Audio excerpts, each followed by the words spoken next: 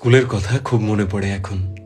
নিয়মে ঘেরা 4টে দেওয়াল, আর তার মাঝে আমাদের লাগাম ছাড়া অনিয়মের ভিড়। প্রথম দিকে যেতে চাইতাম না একদম। এতগুলো ভারী ভারী বই আর হোমওয়ার্কের চাপে না যাওয়ার অজুহাত খুঁজতাম শুধু।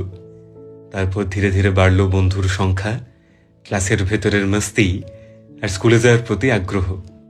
স্কুল ছিল আমাদের একান্ত নিজস্ব একটা দুনিয়া। ভাগ করে নেওয়া টিফিন, খুব একটা পছন্দ না হওয়া টিচারের ক্লাসে বাধ্য হয়ে বসে থাকা, আর বন্ধুদের সাথে এক সমুদ্র গল্প। তবে একদম বুঝতে পারিনি যে স্কুল শেষ হতে হতে কিছু বন্ধু একেবারে শেষ হয়ে যাবে। স্কুল কলেজের শেষ দিনে প্রচুর প্ল্যান করেছিলাম আমরা। প্রতি মাসে দেখা হবে, প্রতিদিন কথা হবে, প্রতি পুজোয় বেরোনো হবে একসাথে।